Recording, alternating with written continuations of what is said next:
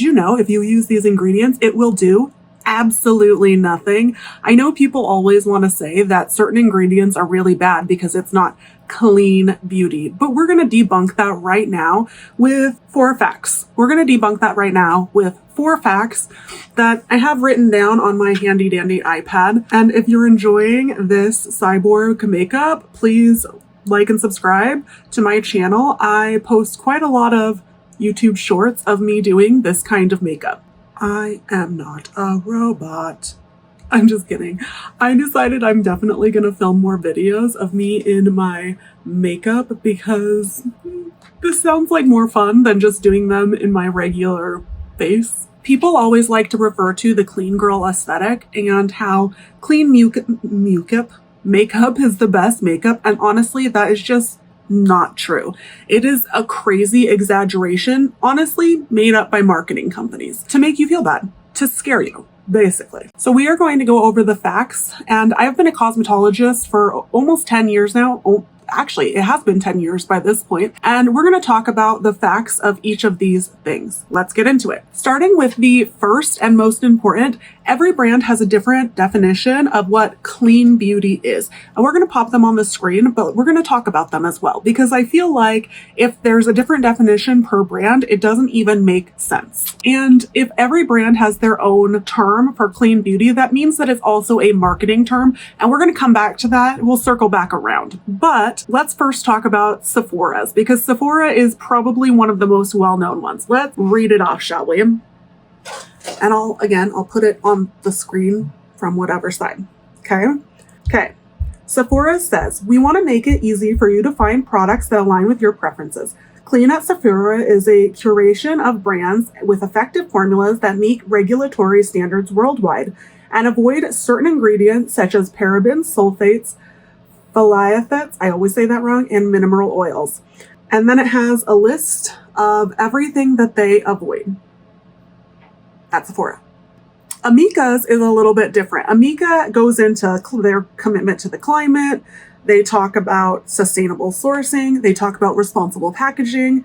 And they also talk about environmental giving. So a little bit different, around the same thing. Tower 28, again, is different. They have a different definition of clean.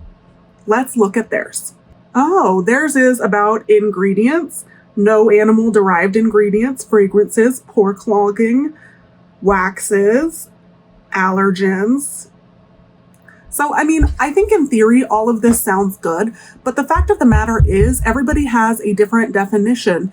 It's either about sustainable, sometimes it's environmental, sometimes it's also animal related, it's different ingredients, but there's no standardized version of this.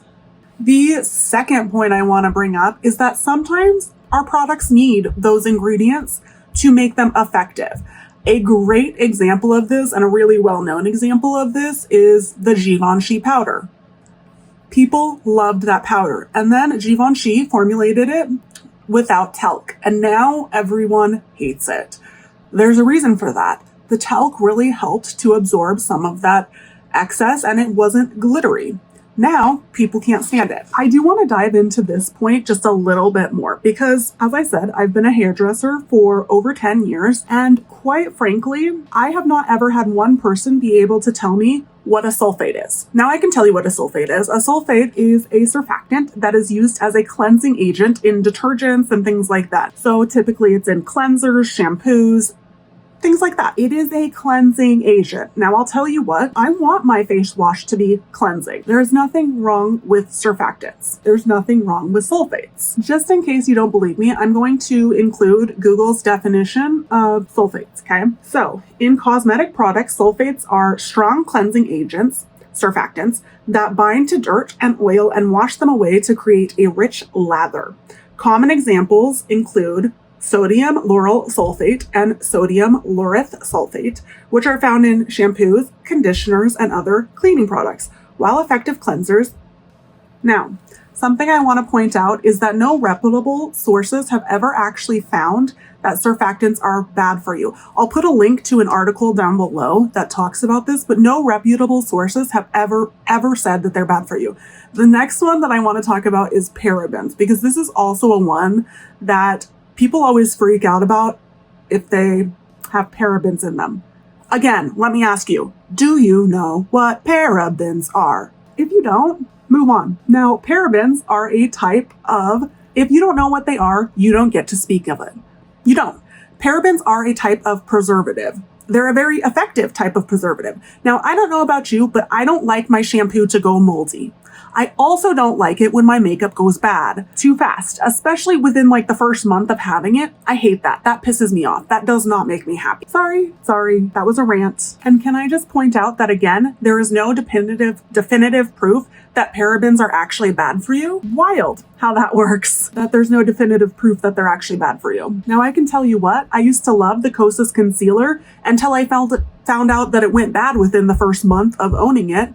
That irritates me, and Kosas is considered a clean brand. But I'm telling you what, I like preservatives in my products, and parabens are known to be the most effective ones. In fact, let's take a quick look-see at what the FDA, the Food and Drug Administration, has to say about parabens. Parabens are a family of related chemicals that commonly are used as preservatives in cosmetic products. Preservatives may be used in cosmetics to prevent the growth of harmful bacteria. They prevent it, and mold, in order to protect the products and the consumers. Oh my gosh, it's like the FDA has approved it. Okay, let's move on. A lot of you guys will say, well, the FDA, they only care about some things. Let's go to an article that some research was done about parabens. Now, this article is literally entitled, "Are Parabens Bad for You?" So hear me out. But this is a little bit of a longer explanation, so let's get into it. Parabens are a hormone or endocrine disrupting chemical, EDCs. They interfere with your endocrine system, which includes glands and the hormones that they send out that tell your organs and tissues what to do. Different EDCs affect your body and hormones in various ways. Parabens enter your body through your skin and when you consume food and drink. Once there, they mimic the hormone estrogen, and the disruption may affect your entire hormonal system. Now, the good news is that parabens don't stay in your body long. They go through your liver and leave through your urine in 24 to 48 hours. Experts haven't identified any immediate toxic effects, but they are concerned with chronic ongoing exposure. Most paraben research has been on non-humans and cells, with limited studies on humans, but early research suggests the possible effects of paraben, might have some issues. But nothing's ever been proven. Can I just point that out? Nothing's been proven. And they've been used since the 1920s. It's not like parabens are new. Now, these are just two examples of ingredients that Clean Beauty has put on the hit list. I'm not going to go through all of them. If you want a more comprehensive list of what ingredients are and what they do, let me know and I will put that together. Ingredients are my bread and butter. I think it's so interesting to look at and to talk about. The number 3 reason that people tell you that Clean Beauty is worth it is because all of the chemicals are super bad for you. Now let's just talk about what chemicals are, because I feel like this is very important to this conversation. Again, my laptop. Google is free. If you Google the definition of chemicals, this is a way oversimplification of things, but it says in chemistry, a chemical is any substance which is defined with a composition, including elements and compounds.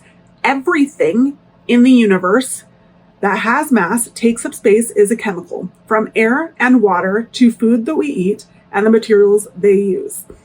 They can be pure substances like oxygen or mixtures like salt water, and can be found in nature or created through the human process. They can be found or created. Found things are chemicals too. Now, let's just clarify. Poison ivy is a chemical and it's bad for you. Hemlock is a chemical and it's bad for you. Insulin saves lives. Antibiotics saves lives. Those are both synthetic things. So the idea that if it's a man-made chemical, it's bad for you is crazy. It doesn't actually make sense. It's a way oversimplification of everything that's going on when it comes to makeup and beauty. And again, it's people trying to fearmonger you. All right, the number 4 reason why you shouldn't buy into the clean beauty trend. We talked about it being a marketing piece, and I said I would circle back to that. Here's the thing. It's the idea that we created a problem so we can sell you the solution. I don't know if you've heard that before, but I feel like it's common in some circles. They created a problem to then sell you a solution. Now, I don't know what was going on in the beauty industry, but I looked it up because I was kind of curious about revenues and if that's really what happened, like sales started to decline. So we think about 2016, and I'm going to pop a graph up here. We think about 2016 and we realized that, makeup started to really skyrocket in those years. And then in 2019, they started to plateau and then go down again. Now, there's very much this idea of like clean girl beauty and things like that right now, currently, that were never a thing before. And, people wanted to capitalize, sell makeup again. You think about COVID-19, that really affected makeup sales. Because why would people put on makeup if they weren't going out? Maybe that's just me, but no one really was. Makeup started to decline. And if you're looking at L'Oreal includes a lot of companies like YSL, Giorgio Armani, Garnier, Maybelline, Redken, and way more. That's how their graph looks. The same with Estee Lauder. Estee Lauder is another really big makeup brand name. Their actual sales literally look the exact same. So there you have it. There are 4 reasons why you shouldn't buy into the clean beauty trend. I love makeup. I'm always going to love makeup. And I think that people are really taking it too seriously when they say things like, oh, that makeup's going to put you in an early grave. It's not that deep. It really isn't. I promise you it's not. The fact of the matter is, enjoy it if you want to enjoy it. And if you don't want to play with makeup, great. I personally will never be a clean girl, and that is fine with me. We're going to go ahead and end things there. Thanks for watching. Bye.